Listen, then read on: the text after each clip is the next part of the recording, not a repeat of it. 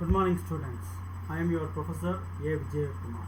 So today we are going to see one important 10-mark question, that is difference between black box testing and white box testing.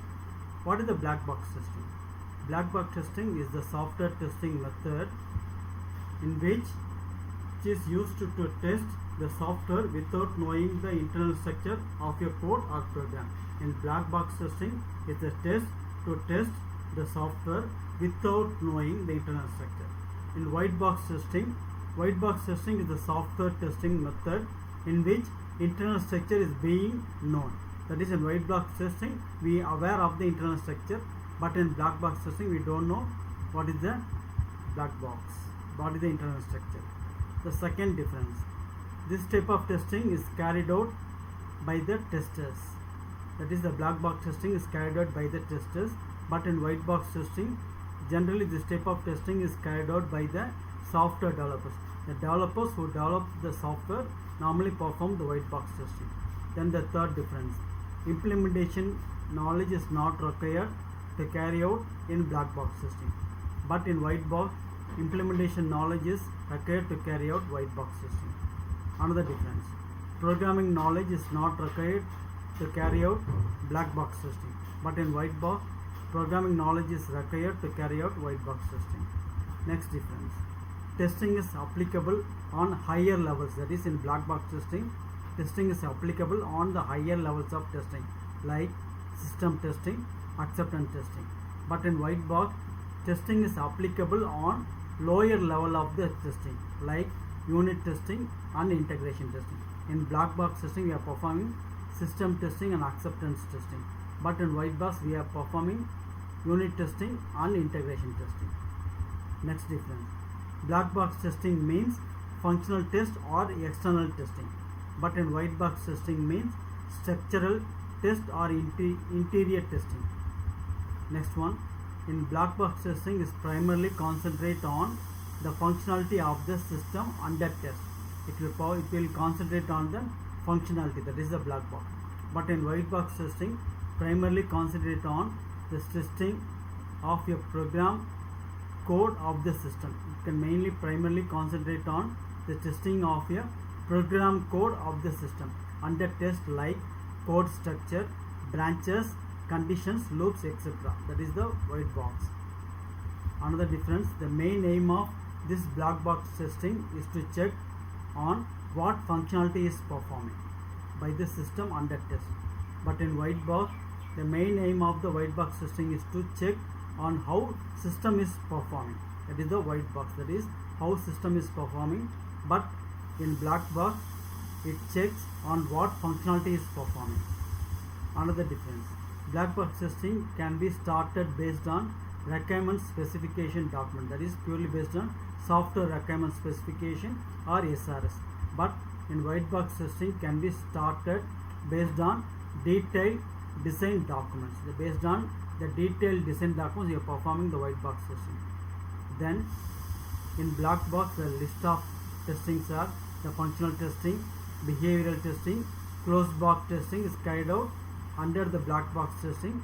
So there is no or not required of the programming knowledge in black box testing. But in white box testing, the testings we are performing are structural testing, logic testing, path testing, loop testing, code coverage testing and open box testing is carried out under white box testing. So there is compulsory to know about the programming knowledge. But in black box not required for any programming knowledge, but in white box it requires the programming knowledge. So these are the 10 main differences in between the white box testing and black box testing. Next one, another important one, what is the gray box testing? Gray box testing is a software testing technique which is a combination of black box testing and white box testing. That is the gray box testing. What is the gray box? It is the combination of black box and white box testing. In black box testing technique, testing is unknown. That is the black box advantage. Tester is unknown to the internal structure of the item being tested, and in white box testing internal structure is known to the tester. But in black box the tester don't know the internal structure, but in white box the tester knows what is the internal structure? So it combines both the advantages of, that is the black box testing and white box testing, that is the gray box testing. So in the gray box testing, the internal structure is partially known, that is the difference. But in white box we should completely know the internal structure, but in gray box testing the internal structure is partially known in gray box testing. This includes access to internal data structures and algorithms for purpose of designing the test cases. And another, gray box testing is named so because the software program is likely a semi-transparent or gray box. Why it is named? Because we are not known the full internal structure, we know only the partial structure. That's why it is called semi-transparent testing or gray box testing. Then it commonly focuses on content specific errors related to the web systems. So this is the thing. So see this diagram, we have the gray box testing is nothing but the combination of black box testing plus white box testing is a gray box testing. Then the objectives of the gray box testing, there are the totally 6 objectives. The first one, it provides combined advantage of both black box testing and white box testing. Then to combine the input of developers as well as the tester. Who is the developer? Developers normally perform the white box testing. The tester only performs the black box testing. So it combines the input of the developers as well as the testers. Then to improve overall product quality. That is the another main objective of gray box testing. Another, to reduce the overhead of long process of functional and non-functional testing. To reduce the overhead, that is another objective. Then to provide enough free time to the developers to fix defects or errors. So it will provide the enough free time to the developers to fix the errors. Then the final objective, to test from the user point of view. This is the very important. It can test from the user point of view, not the developer's point of view. That is rather than a designer point of view. That is the another main objective. Then what are all the techniques we have performed on under the gray box testing? So the first technique is the matrix testing. The matrix testing is the technique, business and technical risks which are defined by the developers in software program are examined. In matrix testing, business and technical risks are examined in the matrix testing, and developers define all the variables that exist in the program. Each of the variable has a inherent technical and business risk and can be used with varied frequencies during its life cycle. So what is the matrix testing? The business and technical risks are examined in matrix testing. Then the another technique is the pattern testing. To perform this testing, that is the pattern testing, previous defects are analyzed. It determines the cause of the failure by looking into the code. So what is the pattern testing? It can carry out the previous defects that are analyzed, and it also determines the cause of the failures by looking into the code. It analyzes the template, includes the reasons for the defect. This helps test cases designed as they are proactive in finding other failures before hitting the production. Then the next technique is the orthogonal array testing. Is the mainly it is a black box testing technique. In orthogonal array testing, test data have n number of permutations and combinations. Orthogonal array testing is performed when maximum coverage is required, when there are very few test cases and test data are available. That is what is the orthogonal array testing technique. It can be performed with maximum coverage is required, but only we have few or little test cases and test data are available. Then the next technique is the regression testing. What is the regression testing? Regression testing is the testing the software after every change in the software to make sure that the changes or the new functionalities are not affecting the existing functionality. That is, Suppose if you are updating any new technique that can't affect the already existing functionality, that is the regression testing.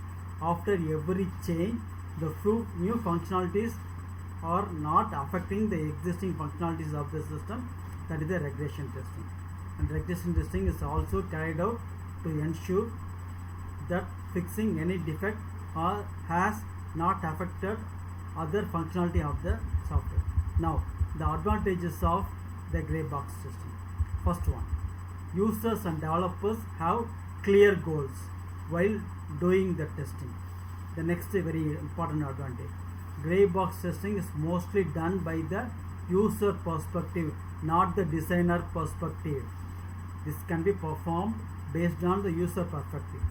Then testers are not required to have high programming skills for this testing.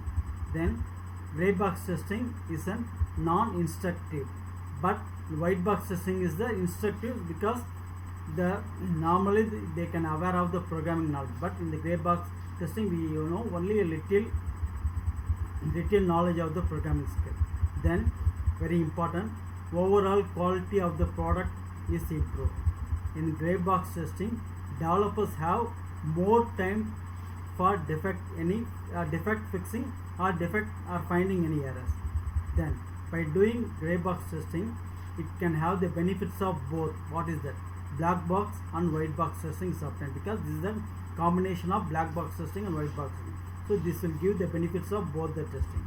Then gray box testing is unbiased.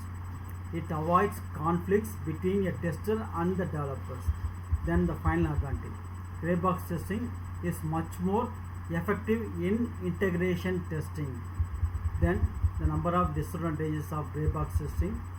Defect association is difficult when gray box testing is performed for distributed system. For performing distributed system, defect association is so difficulty to find out by applying the gray box testing. Then another disadvantage, it gives limited access to the internal structures, that leads to limited access for code path traversal. Because of source code cannot be accessed, doing complete white box testing is not possible. But in gray box testing, doing the complete white box testing is not possible. You can perform only a partially white box testing. Then gray box testing is not suitable for algorithmic testing. What is the algorithmic testing? You should know what is the coding, then the looping, everything that is based on the algorithm. That is purely become the white box testing. But in gray box testing, it is not suitable for algorithmic testing. Then very important disadvantage, most of the test cases are difficult to design by the gray box testing. So now we come to the end of this video lecture. Here we have seen the difference between the white box testing and then the black box testing, that mainly 10 differences. Then we know about what is the gray box testing, that is the combination of black box testing and white box testing. Then we have seen the objectives of gray box testing, then the techniques performed under the gray box testing, then the advantages of gray box testing, and finally we have seen the disadvantages of the gray box testing. Okay, just as I said, no, you can just watch this video. After that, you can just close your eyes, you can just listen only the audio what I said, then it can automatically return on your mind. Okay, in this, all the best students.